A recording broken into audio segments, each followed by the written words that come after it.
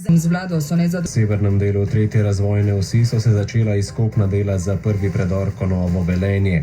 Po hitri cesti med Velenjem in Slovenj Gradcem naj bi se peljali v naslednjih 4 letih, ocenjujejo na Ministrstvu za infrastrukturo. Do večera bo dež za Tretja os ostaja eden pomembnejših infrastrukturnih projektov v državi, je pa jasno, da bo še dražji, kot so ga načrtovali.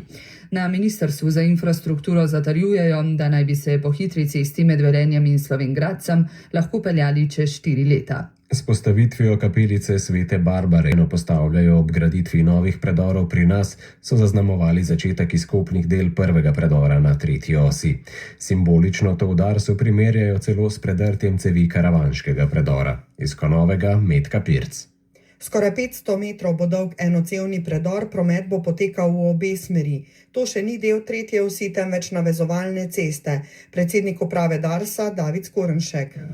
Mislim, da je to en tak simboličen dogodek. Poleg tega smo predrli karavanke, začenjamo ponovno tudi z nekimi novogradnjami, kot je pač predor Konovo, in da se v Sloveniji tudi ne samo obnavlja in razširja, ampak tudi zgradi nekaj novega, ker je tretja razvojna os ena pomembnejših tudi prelomenc tudi za Dars kot takšno.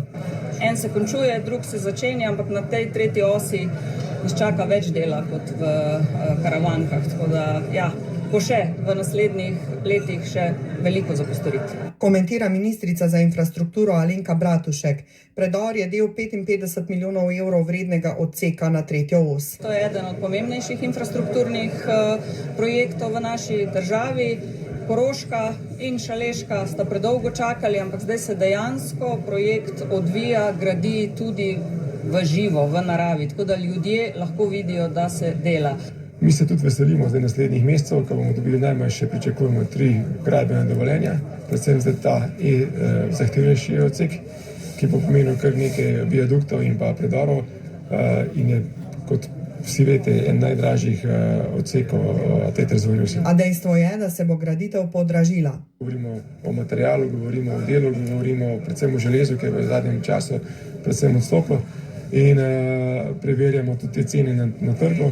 Ob odprtju v Velenju presenetljivo ni bilo velenjskega župana Petra Dermola. Velenjčani do zdaj namreč zaman opozarjajo na izredno slabo stanje državnih cest. Graditev tretje osi pa jih še slabša.